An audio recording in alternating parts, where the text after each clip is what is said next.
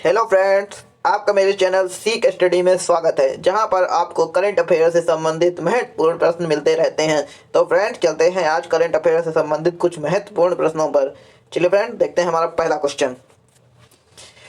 हाल ही में पुर्तगाल के आम चुनाव में कौन जीत दर्ज कर दूसरी बार देश के राष्ट्रपति बन गए हैं?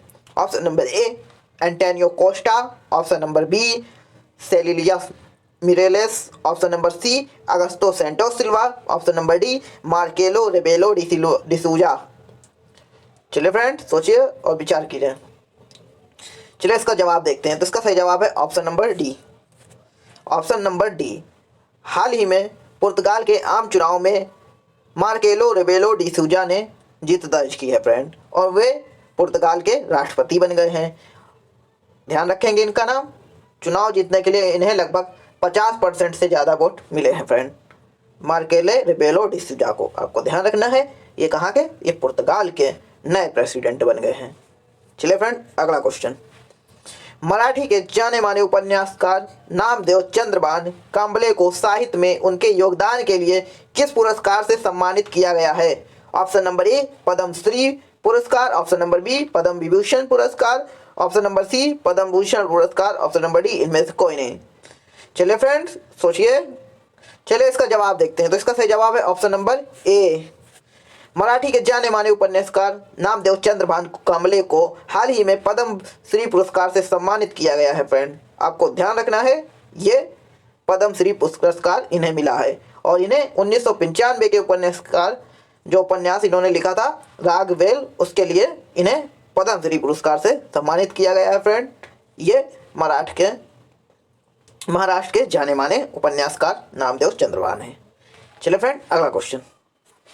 हाल ही में केंद्रीय जनजाति कार्य मंत्रालय ने प्रवासी भारत श्रमिकों के लिए राज्य और राष्ट्रीय स्तर के कार्यक्रमों के निर्माण को सुचारू बनाने हेतु किस राष्ट्रीय प्रवासन सहायता पोर्टल की शुरुआत की है? ऑप्शन नंबर ए युद्ध शक्ति, option number B Shram Shakti, option number सी न्याय शक्ति, ऑप्शन नंबर डी शक्ति घोष। चलिए फ्रेंड, सोचिए और विचार कीजिए। चलिए फ्रेंड, इसका जवाब देखते हैं। तो इसका सही जवाब है option number B Shram Shakti. हाल ही में केंद्रीय जनजातीय कार्य मंत्रालय ने प्रवासी श्रमिकों के लिए श्रम शक्ति नामक पोर्टल का शुरुआत की है फ्रेंड। आपको ध्यान रखना, यह पोर्टल आदिवासी प्रवासी श्रमिकों के डेटा को कल्याणकारी योजनाओं से जोड़ने के लिए बनाया गया है फ्रेंड। जो आदिवासी जनजातियां हैं उनके उत्थान के उद्देश्य से इस पोर्टल को बनाया गया है। आपको ध्यान रखना है, श्रम शक्ति। अगला क्वेश्चन। हाल ही में किस राज्य सरकार ने एक ऑनलाइन कार्यक्रम के माध्यम से जेल पर्यटन पहल की शुरुआत की है? Option number A Bihar, option number B Punjab, option number C Rajasthan, option number D Maharashtra. सोचिए फ्रेंड, आपके ऑप्शन इस प्रकार हैं, आपको सोचना है। चलिए फ्रेंड, इसका जवाब देखते हैं। तो इसका सही जवाब है option number D. Option number D Maharashtra.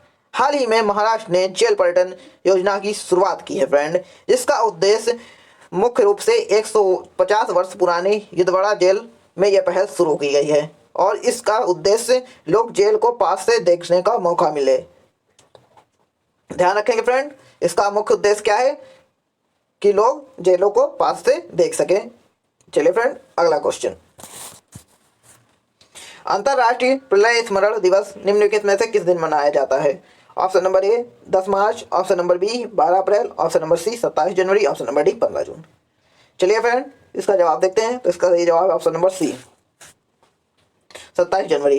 द्वितीय विश्व युद्ध की प्रलय की त्रासदी को वर्षगांठ के लिए 2006 से प्रतिवर्ष 27 जनवरी को होलोकॉस्ट पीड़ित जिन्हें कि हिटलर ने मरवा दिया था, उनकी याद में ये अंतर्राष्ट्रीय प्रलय स्मरण दिवस मनाया जाता है फ्रेंड। हिटलर ने ज्यूस को, जानते हैं, चैम्बर में रख के मरवा दिया था कितने ज्यूस को, लाखों ज्यूस को। तो उसी की याद में फ्रेंड वही होलोकॉस्ट है द्वितीय विश्व युद्ध का, जिसमें से ज्यूस को बहुत बुरी हालत में मारा गया था। तो फ्रेंड उन्हीं की याद में यह प्रलय स्मरण दिवस मनाया जाता है 2006 से।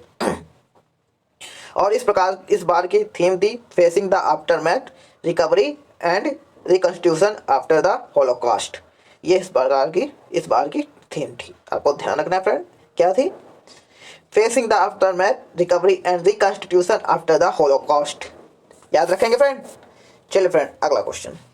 जर्मन मार्च के ग्लोबल क्लाइमैक्स रिस्क इंडेक्स 2021 में भारत को निम्नलिखित में से किस स्थान पर रखा गया है? ऑप्शन नंबर ए 7वें, ऑप्शन नंबर बी 5वें, ऑप्शन नंबर सी 10वें, ऑप्शन नंबर डी 11वें। चलिए फ्रेंड सोचिए और विचार कीजिए। चलिए फ्रेंड इसका जवाब देखते हैं। तो इसका सही जवाब ऑप्शन नंबर ए 7वें। हाल ही में जर्मन वार्षिक ग्लोबल क्लाइमेट रिस्क इंडेक्स 2021 में भारत को निम्नलिखित में से किस स्थान पर रखा गया है? तो फ्रेंड ये 7वें स्थान पर रखा गया है, आपको ध्यान रखना है। और नंबर 1 पे मोजाम्बिक, नंबर 2 पे जिम्बाब्वे, ऑप्शन नंबर 3 मतलब नंबर 3 पे ये यहाँ रखा गया बहामास को, और नंबर 4 पोजीशन पे जापान को, नंबर 5 पे मालावी को, और नंबर 6 पे अफगानिस्तान। फिर उसके बाद अपने देश भारत को हाल ही में जर्मन वार्षिक ग्लोबल क्लाइमेट रिस्क इंडेक्स में रखा गया है। आपको पहला देश याद रखना फ्रेंड, कौन? मोजाम्बिक है। ये एक साउथ अफ्रीकन कॉन्टिनेंट से संबंधित देश है, आपको ध्यान रखना है मोजाम्बिक। चलिए फ्रेंड अगला क्वेश्चन। संयुक्त राष्ट्र द्वारा कैलेंडर वर्ष 2021 में भारत की आर्थिक वृद्धि कितने प्रतिशत रहने का अनुमान लगाया गया? ऑप्शन नंबर ए, ये ऑप्शन है आपके पास friend, option number A 5.3%, option number C 57.3%, option number C 6.3%, option number D 9.3%। चलिए फ्रेंड सोचिए और विचार कीजिए, निम्नलिखित में से कौन सा विकल्प सही है? चलिए फ्रेंड जवाब देखते हैं। तो इसका सही जवाब है ऑप्शन नंबर 2 7.3। अकॉर्डिंग टू जो भारत की आर्थिक वृद्धि है वो फ्रेंड 7.3% रहने का अनुमान है, और चीन की तो 7.2%, इंडिया की 0.1% से ज़्यादा रहने की उम्मीद है। याद रखेंगे फ्रेंड। और रिपोर्ट के अनुसार भारत की जो जीडीपी ग्रोथ है 2020 में 9.6% की दर से घटी है। याद रखेंगे फ्रेंड। चलिए फ्रेंड अगला क्वेश्चन। हाल ही में जारी रिपोर्ट के अनुसार 2020 में एफडीआई का सबसे बड़ा प्राप्तकर्ता देश कौन सा बना है? Option number A Bharat, option number B America, option number C चीन, ऑप्शन नंबर डी इनमें से कोई नहीं। चलिए फ्रेंड सोचिए और विचार कीजिए, निम्नलिखित में से कौन सा विकल्प सही है? चलिए फ्रेंड सोचिए और विचार कीजिए। सोच लिया? चलिए इसका जवाब देखते हैं। तो इसका सही जवाब ऑप्शन नंबर सी चीन। हाल ही में 2020 के अनुसार एफडीआई का सबसे बड़ा प्राप्तकर्ता देश चीन बना हुआ है फ्रेंड। इसने लगभग 150 बिलियन डॉलर एफडीआई से अपने देश में इन्वेस्टमेंट करवाया है फ्रेंड। ध्यान रखेंगे चीन। एफडीआई क्यों आता है फ्रेंड? जो फॉरेन इन्वेस्टमेंट होता है उसी को एफडीआई कहते हैं, और इसमें विभिन्न देश की कंपनियां देश के अंदर इन्वेस्टमेंट करती हैं, जिससे रोजगार बढ़ते हैं फ्रेंड, और लोगों की समस्या खत्म होती है, और देश की जीडीपी बढ़ती है, और प्रति व्यक्ति इनकम भी बढ़ती है। इसलिए एफडीआई एक बहुत ही बड़ा साधन है रोजगार बढ़ाने में और देश की जीडीपी बढ़ाने में। ध्यान रखेंगे फ्रेंड। अगला क्वेश्चन। हाल ही में गृह मंत्री अमित शाह ने किस राज्य में आयुष्मान CFPF कैफ योजना शुरू की है? ऑप्शन नंबर ए आपको दिया गया है friend Odisha, option number B Karnataka, option number C Assam, option number D इनमें से कोई नहीं। चलिए फ्रेंड सोचिए और विचार कीजिए। चलिए इसका जवाब देखते हैं। तो इसका सही जवाब है option number C Assam. Amit Shah ने आयुष्मान कैफ योजना असम में शुरू की है, आपको ध्यान रखना। और आयुष्मान योजना और जो असम से संबंधित योजनाएं फ्रेंड वे कौन कौन सी हैं? तो अरुणोदय योजना भी है, और धनवंतरी योजना भी, ये आपकी आयुष्मान कैफ योजना जो शुरू की गई है सब में, उसी राज्य में ये भी सब योजनाएं चल रही हैं, आपको ध्यान रखना है। अगला क्वेश्चन फ्रेंड। हाल ही में कर्नाटक का पहला भारतीय ग्रे वुल्फ है फ्रेंड, ये अभ्यारण्य कहाँ पर खोला जाएगा? Option number A Hubli, option number B Koppal, option number C Haveri, option number D इनमें से कोई नहीं। चलिए फ्रेंड सोच लीजिए इसका जवाब। इसका सही जवाब ऑप्शन नंबर बी कोपल। कर्नाटक के कोपल में पहला भारतीय वुल्फ अभ्यारण्य खोला जाएगा, आपको ध्यान रखना है फ्रेंड। कौन सा? कोप्पल में वुल्फ भेड़ियों वाला अभ्यारण्य खोला जाएगा, आपको ध्यान रखना है। याद रखेंगे फ्रेंड। अगला क्वेश्चन देखते हैं। निम्नलिखित में से किस राज्य ने हाल ही में डीजल और पेट्रोल पर 2% वैट को कम कर दिया है? Option number A Bihar, option number B Tamil Nadu, option number C Rajasthan, option number D Uttar Pradesh. चलिए फ्रेंड सोचिए इसका जवाब क्या हो सकता है? तो फ्रेंड इसका सही जवाब है ऑप्शन नंबर सी राजस्थान। हाल ही में राजस्थान के सीएम अशोक गहलोत ने वैट पर 2% टैक्स को कम करने का निर्णय लिया है, जिसके द्वारा पब्लिक को पेट्रोल और डीजल से संबंधित जो रेट हैं उनमें थोड़ी रियायत मिली है फ्रेंड। इसके तहत डीजल में ₹1.32 को काटा गया है, और जबकि जो हमारा पेट्रोल है उसमें ₹1.35 की कमी की गई है। इससे फ्रेंड लोगों को थोड़ा प्रॉफिट होगा पहले से ज़्यादा। याद रखेंगे फ्रेंड। अगला क्वेश्चन। हाल ही में विदेश मंत्रालय ने कजाकिस्तान में किस IFS इंडियन फॉरेन सर्विस अधिकारी को भारतीय राजदूत नियुक्त किया है? Option number A Subhadarshini Tripathi, option number B Ajit Vinayak, option number C Rahul Sachdeva, option number D Anil Gupta. चलिए फ्रेंड्स इसका जवाब देखते हैं। तो इसका सही जवाब है option number A Subhadarshini Tripathi. हाल ही में सुभदर्शिनी त्रिपाठी को आईएफएस अधिकारी के रूप में, जो कि सुभदर्शिनी त्रिपाठी हैं कजाकिस्तान में, इनको नियुक्त किया गया है। आपको ध्यान रखना है फ्रेंड। और ये 1994 बैच की फ्रेंड आईएफएस अधिकारी हैं जिन्हें कि कजाकिस्तान में नियुक्ति मिली है। चलिए फ्रेंड अगला क्वेश्चन। कोरोना महामारी या फिर कहें जिसको कि चाइनीज वायरस से निपटने के लिए किस देश के प्रधानमंत्री जोसेफ कोर्टे ने हाल ही में इस्तीफा दिया है? Option number A France, option number B Germany, option number C Italy, option number D रूस। चलिए फ्रेंड सोचिए और विचार कीजिए। चलिए फ्रेंड सोच लिया होगा आपने। अब इसका सही जवाब देखते हैं। तो इसका सही जवाब है सी, ऑप्शन नंबर सी इटली के प्रधानमंत्री जोसेफ कोर्टे ने हाल ही में इस्तीफा दे दिया है फ्रेंड। और जब 2020 में कोविड फैल रहा था तो यहाँ के स्वास्थ्य मंत्री ने भी इस्तीफा दे दिया था, क्योंकि उन्होंने कोरोना को हैंडल नहीं कर पाए थे फ्रेंड। इस वजह से इन्होंने इस्तीफा दे दिया था। अब यहाँ के प्रधानमंत्री जोसेफ कोर्टे ने भी इस्तीफा दे दिया गया, जिन्हें कि 2018 में इलेक्ट हुए थे फ्रेंड, याद रखेंगे।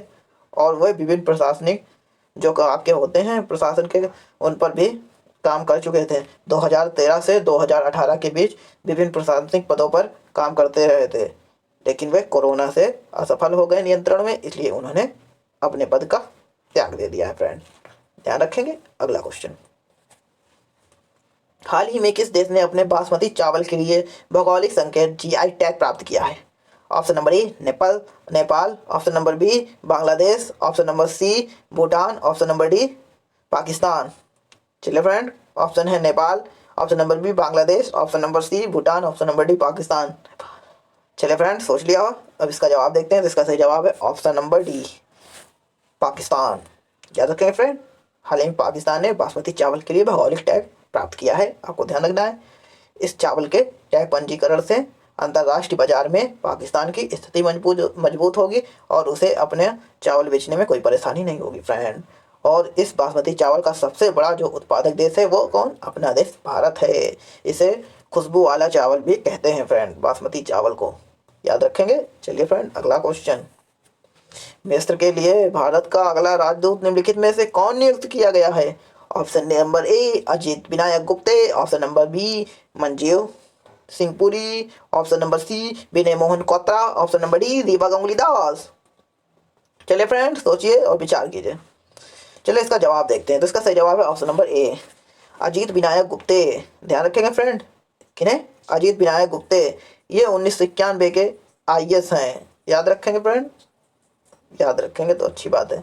चलिए फ्रेंड 1995 से 98 में ये चाइना में भारत के सेक्रेटरी के रूप में भी कार्य कर चुके हैं, याद रखेंगे। अगला क्वेश्चन। खेल मंत्री किरण रिजिजू ने गणतंत्र दिवस की परेड में किस राज्य की झांकी को प्रथम पुरस्कार दिया है? Option number A Gujarat, option number B Uttar Pradesh, option number C Karnataka, option number D Tamil Nadu. चलिए फ्रेंड इसका जवाब देखते हैं। तो इसका सही जवाब ऑप्शन नंबर बी उत्तर प्रदेश। 26 जनवरी को दिल्ली में हुई परेड में उत्तर प्रदेश की झांकी को प्रथम पुरस्कार मिला है फ्रेंड, ध्यान रखेंगे। अगला क्वेश्चन फ्रेंड। चलिए फ्रेंड आज के लिए इतना ही। तो फ्रेंड आपको कमेंट करके बताना है कि आपको ये वीडियो कैसा लगा।